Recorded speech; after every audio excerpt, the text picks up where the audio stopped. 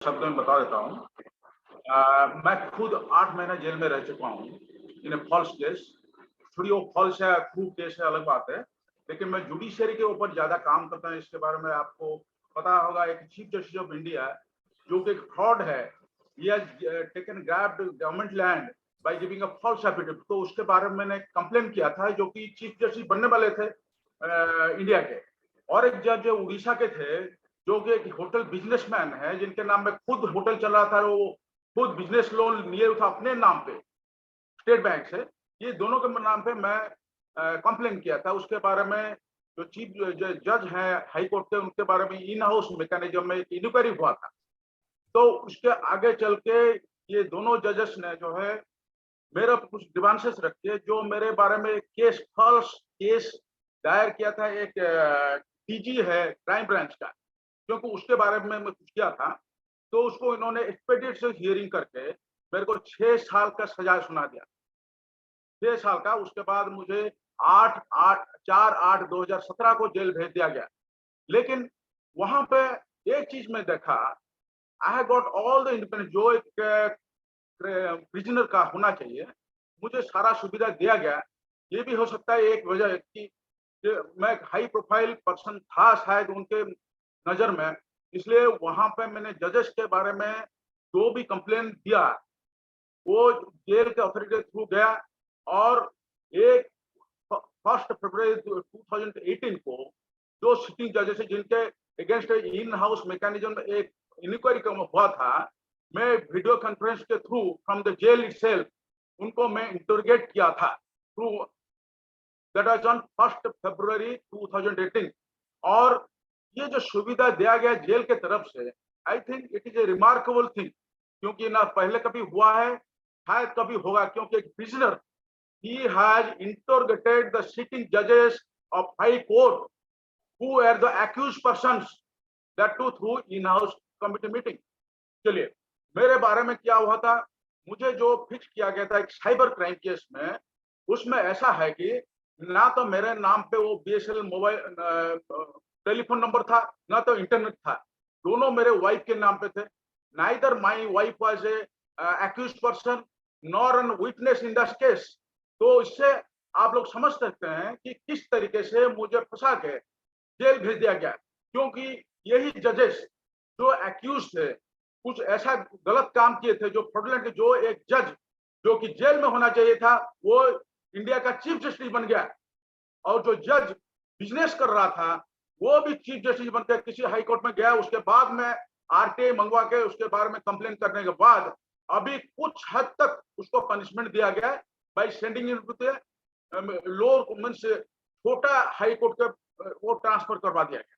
ठीक है, तो ये है मेरा कहानी जेल के बारे में। मैं जब जेल में गया, वहां पे पहला काम है मैं वहां शुरू किया, तो वहां पे क्रिमिनल्स थे या जो प्रिजनर्स थे या एक्यूज पर्सन थे, उनको सबको आरटीआई पढ़ाना शुरू कर दिया। उससे हुआ क्या, वो अपना जो है अधिकार जो है आर्टिकल 19 या 21 जो उनको पता चला।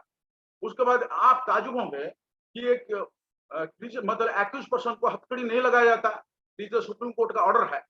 तो वो आप देखेंगे वो एक्यूज खुद एक एप्लीकेशन लिख के अपने हाथ में, दूसरे हाथ में उसको हथकड़ी है, वो पुलिस वाले को खींच के लेके जज के पास जा रहा है। जब उसका अपीयरेंस है कि देखिए सर, मेरे को हथकड़ी लगाया गया है और ये मेरा एलिगेशन है, आप इसको रखिए।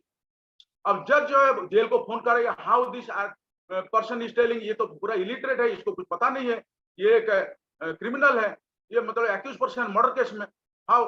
तब जेल अथॉरिटी बोला कि जंक माजाश इज इन द जेल, तो RTI is active in jail.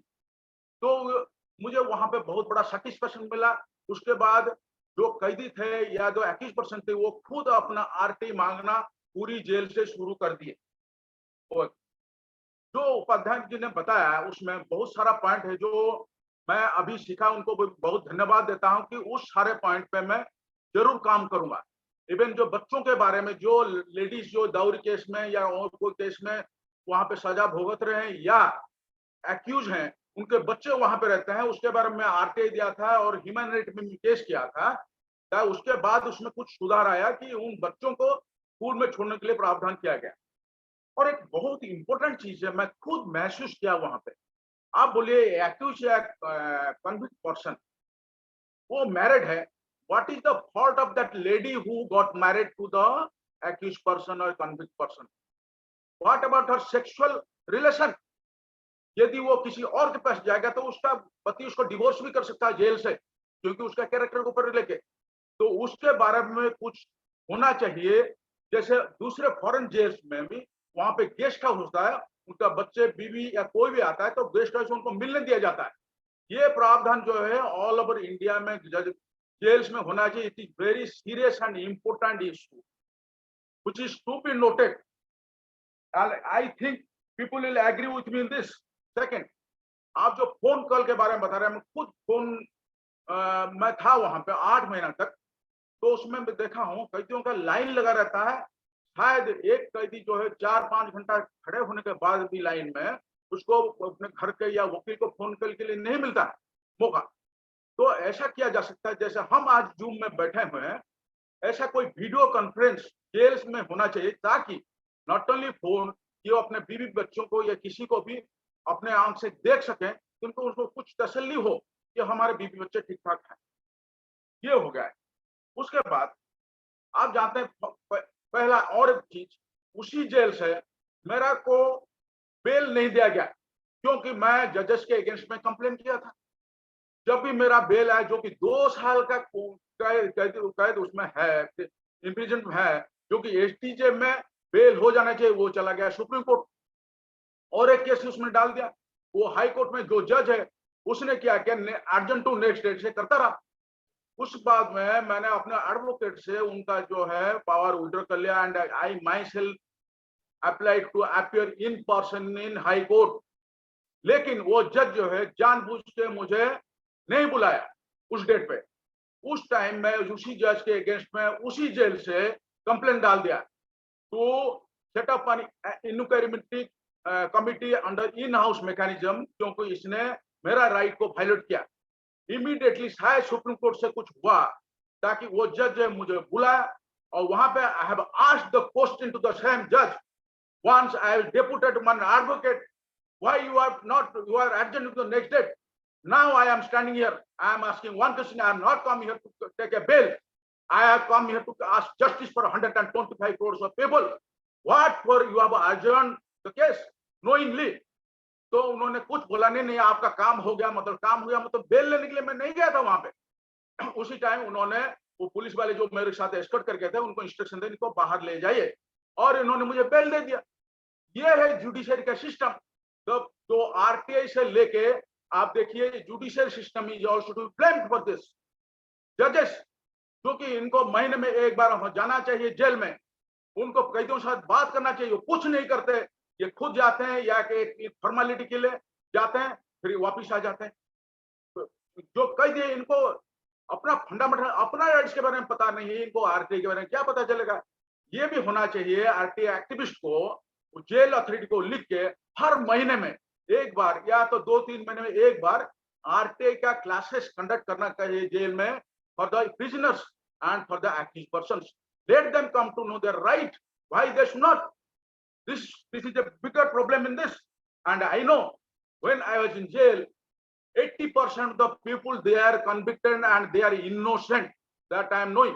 पता नहीं वो उनका पूर्व जन्म से कुछ होगा था, उसके लिए उनको भगवान दंड दे रहे हैं, लेकिन because of the judiciary fault ये लोग सजा भुगत रहे हैं। उनको भी खराब मतलब बिहेवियर भी दिया जा रहा है। जब जेल में पहुंचा, जिस 6 साल का कन्विक्ट हुआ, तो वहां का सुपरिटेंडेंट बोले देखिए आपको स्पेशल फैसिलिटी दिया जाएगा, आपके घर से खाना आएगा। मैं बोला बिल्कुल नहीं, मैं वहां पे रहूंगा, मैं अच्छा खाना खाऊंगा, जो कैदी मेरे पास है वो खराब खाना खाएंगे जगह to improve the food of the jail, ताकि मैं कंप्लेन ना करूं आपके बारे में। उसी दिन से शुरू हो गया। उसके बाद लगातार मैं जेल जाता रहा, लोगों से मिलता रहा, और आरटीआई में उनके ये बारे में फूड मटेरियल के बारे में उसका जो क्वालिटी के बारे में पूछता रहा। तो अभी जो है थोड़ा बहुत पूरी का जेल जो सुधरा हुआ है। जेल कस्टडी मतलब जो डेथ है और फैसिलिटी ऑफ द डॉक्टर्स, ये जो डॉक्टर्स का फैसिलिटी बिल्कुल नहीं है, इसके बारे में भी आरटीआई खूब जोर से होना चाहिए। हम लोगों का दिमाग में होता है, इवन आरटीआई एक्टिविस्ट उनके दिमाग में होता है, जो जेल में चला जाता है वो बहुत ही गंदा आदमी है, ये आप दिमाग से लोग उठा के फेंक दीजिए। मैं खुद जेल जा चुका है, हम किस लिए गए हैं ये आपको पता है ना, अभी आपको पता चला। मैं इसलिए गया था क्योंकि जुडिशरी अगेंस्ट में काम करता था और कर रहा हूँ, अभी भी चल रहा है। 15 जजेस के बारे में अभी भी मैं केस किया हूँ। जो भी जजेस का जो अनक्वालिफाइड है, जिनको जज होना कोई ये नहीं है, उनका नाम फराड होता है, क्योंकि जजेस का लड़की होता है, बच्ची होता है, या भतीजी होता है, या भतीजा होता है, तो उनके बारे में रिपोर्ट में सुप्रीम कोर्ट देता हूँ। अभी भी उसका फायदा हुआ आरटी मांगने बाद, और उसके बाद जब सुप्रीम कोर्ट कॉलेजों में रिपोर्ट दिया, एक नाम जो है, जो जज का भतीजी है, उसका नाम उड़ीसा हाईकोर्ट से ड्रॉप हो गया, नहीं तो वो जज बन जाती, जो कि एलएलबी का फुल भी नहीं जानती। और वहां पे जो वकील जो है, पुराने वकील, लॉन्डन वकील, वो इस मूर्ख के सामने मिलोड़ करके सर झुकाते, जबकि एडवोकेट्स को दे कैन नॉट गो। मैं यहाँ पे भी एडवोकेट्स हैं, जुडिशरी कार्य नहीं जा सकते हैं, लेकिन हम जा सकते हैं। लेकिन आप लोगों को ये रिक्वेस्ट है कि आप हमारा हौसला आप बढ़ाइए, आप हमारे पीछे रहिए। तो चौथी बात है, एक मिनट माफ, हाँ, एक जो है, हम जेल के नजर रखते हैं कहाँ पे, सपोज जैसे की मतलब एरिया हो गया, जैसे कैपिटल हो गया, हम जैसे पुरी में रहे, भुवनेश्वर, कटक के जेल के ऊपर।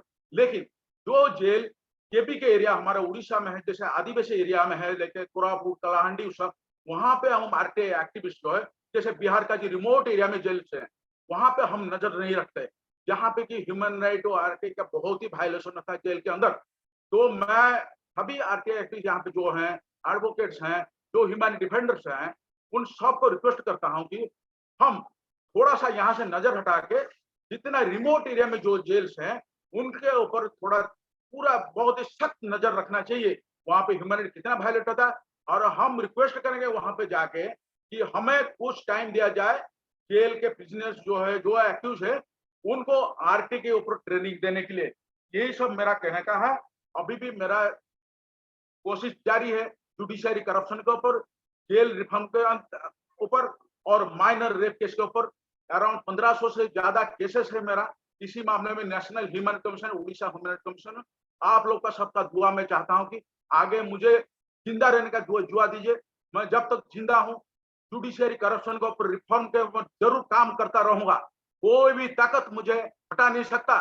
मुझे 8 महीना इन लोगों ने जेल में रखा, उससे पहले इन्होंने 15 करोड़ रुपए का घूस देने का ये किया, उनको मैं एक्सपोज कर दिया। उसके बाद वो मारने का मेरे कोशिश किया, जो कि मैं आपको सामने प्रूफ नहीं कर सकता, but I can tell the bitter truth. लेकिन अब तक मैं जिंदा हूं, और जब तक जिंदा हूं, जेल रिफॉर्म के बारे में, जुडिशरी रिफॉर्म के बारे में, एंड पुलिस रिफॉर्म के बारे में काम करता रहूंगा। जय हिंद।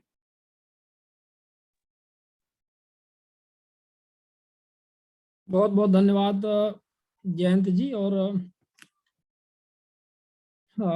आपने जो अपने अनुभव शेयर किए हैं, वो हमें लगता है कि ग्राउंड के अनुभव हैं, और यहाँ पे बहुत सारे लोगों को बहुत कुछ सीखने को यहाँ पर मिलेगा, हमें लगता है। और हम तो निश्चित तौर पे आपसे बहुत सीखे हैं, जिस तरह से आपने बताया कि जुडिशरी को लेकर के लोग इतना मतलब वोकल नहीं होते हैं, और आपने इतने सारे आरटीआई और सब चीज़ें की हुई हैं, जेल रिफॉर्म, पुलिस रिफॉर्म को लेकर के आपने जो काम किए हुए हैं, वो निश्चित तौर पे बहुत ही महत्वपूर्ण है। और हमें जब भी ऐसी आवश्यकता पड़ेगी, हमारे ग्रुप के जो भी सदस्य हैं वो आपसे संपर्क करेंगे। आप अपना नंबर भी यहाँ पर शेयर कर लीजिएगा।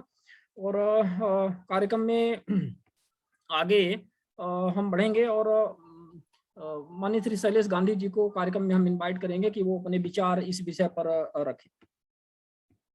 सर, अपने आप को अनम्यूट कर लीजिएगा। नमस्कार।